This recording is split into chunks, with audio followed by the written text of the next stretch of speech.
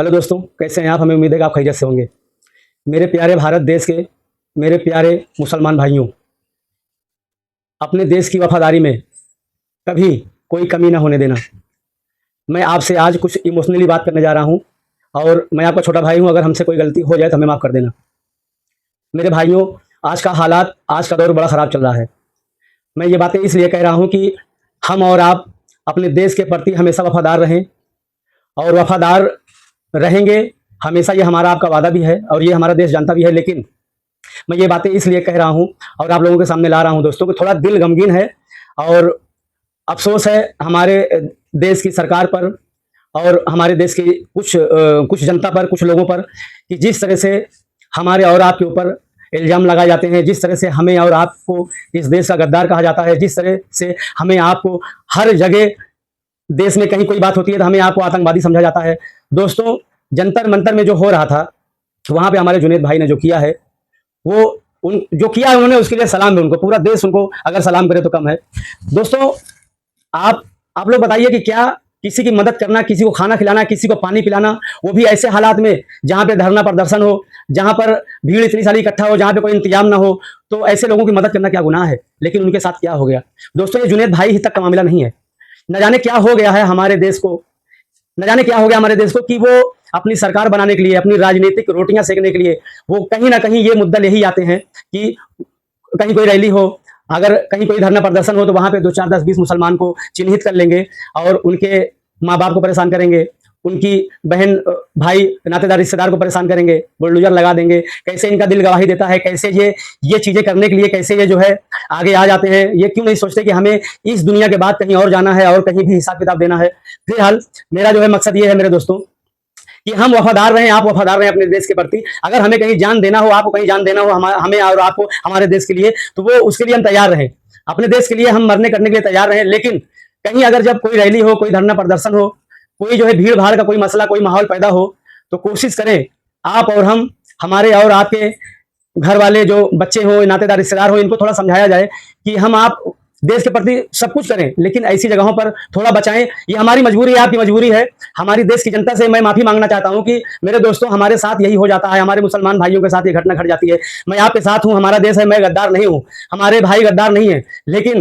लेकिन मसला ये है कि अगर हम मोहब्बत में आते हैं, हम भी अपना नाम गिनाना चाहते हैं, हम दिखाना चाहते हैं, हमारे भाई आना चाहते हैं, दिखाना चाहते हैं कि हर जगह देश के लिए, देश के फायदे के लिए, देश के जनता के लिए, देश के जनहित के लिए हम लोग भी सामने हैं। हर जगह अपने आप को जो है इन्वॉल्वमेंट करना चाहते हैं, लेकिन हमें आपको गद्दार साबित कर दिया जाता है।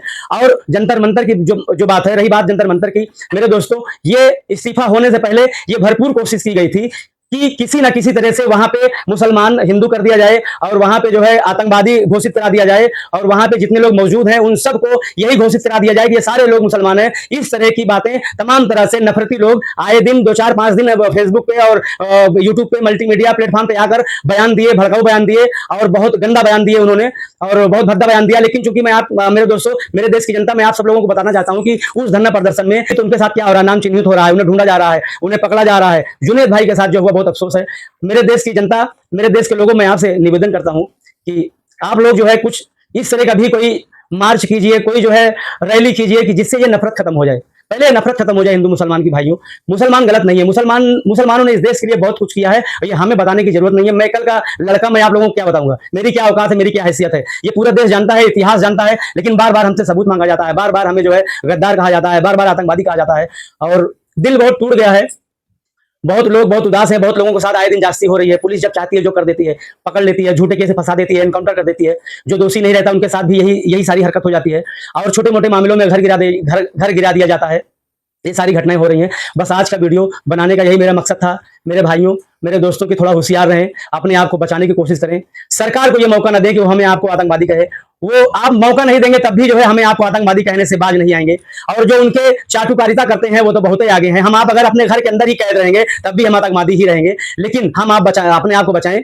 मेरे दोस्तों, मेरा आप लोगों से यह कहना है कि हमारे साथ हो रहे जुर्म, अत्याचार और जास्ती की शिकायत हम लोग नम आंखों से अपने खुदा, अपने रब, अपने अल्लाह से करें और उसी से अपने लिए रहम की भीख मांगे। यकीन जानिए कि अगर तहे दिल से हमारे देश के मुसलमानों, मेरे भाइयों, अगर आप लोगों ने तहे दिल से आपके तहे दिल से अगर ये दुआ अल्लाह तक चली गई और अल्लाह ने सुन लिया और अगर ये पहुंच गई, यहां से जब आह निकलती है, जब यहां से आह निकलती है तो मत पूछिए, दुनिया तबाह हो सकती है। बस आप लोगों के दिल से आवाज निकलने की जरूरत है। आप ऐसी कोई दुआ मत, ऐसी दुआ मांगिए कि ऐ मेरे रब, ऐ मेरे खुदा, मेरे साथ इंसाफ हो, मेरे साथ बहुत गलत हो रहा है हमारे देश में और ये आए दिन हो रहा है। मैं ज्यादा कुछ नहीं कहना चाहता, वीडियो लंबी हो जाएगी मेरे दोस्तों।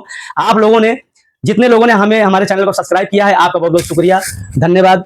और मेरे भाई, मेरे दोस्तों, आप लोगों से बहुत सारी बातें करनी है, मेरे मन में है और मैं भी थोड़ा सा अभी जागरूक हुआ हूं और थोड़ा मन में है और दिल में है, बहुत सारी बात करना चाहता हूं आप लोगों से। आप लोगों से मैं निवेदन करता हूं कि जो भाई मेरा चैनल सब्सक्राइब न किए हों, अगर सब्सक्राइब कर देंगे तो आपकी बड़ी मेहरबानी होगी और हमारी कुछ बातें आप तक पहुंच जाएंगी। जय हिंद, जय भारत मेरे दोस्तों।